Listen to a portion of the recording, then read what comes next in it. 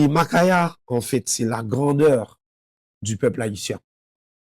La résistance, la spiritualité dans la culture vaudouesque. Donc, ça représente beaucoup pour nous, symbole de pureté, symbole de purification, symbole de guérison.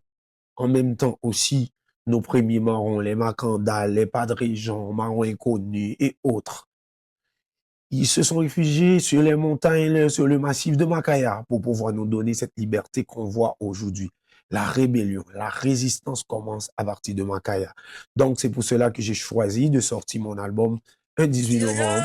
À la hauteur de Makaya, j'ai choisi de mettre 24 chansons. Même là, c'est même pas assez pour pouvoir vénérer et honorer ce que Makaya signifie dans notre culture haïtienne. Ouais.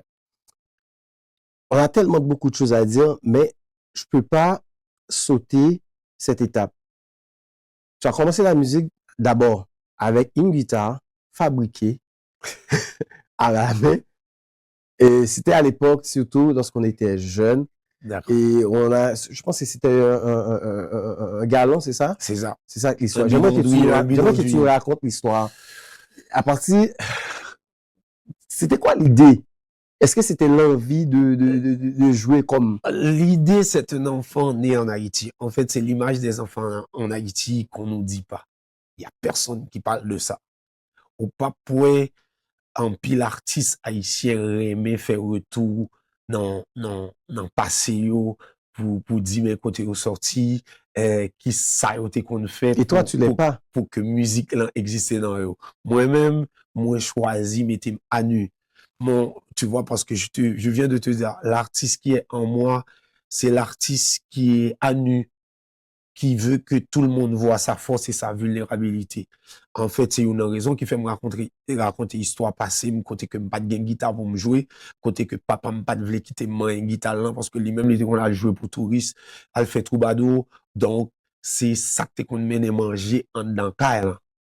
Et puis là il dit hey, souvent une guitare nan ti ouest, c'est comme ça le relève, ou pas qu'à manger, ou pas qu'à l'école. Donc ça, moi, te comprendre, parce que j'ai grandi dans une famille pauvre. Donc, à partir de là, moi, fait l'esprit de travail. Un enfant qui a pas de jouets, un enfant qui a pas d'argent. Donc, il faut créer. Et en plus, tu étais toujours accroché avec la musique. Exactement. La créativité, donc, d'un enfant, ça a donné ce que je suis aujourd'hui. En fabriquant ma peau.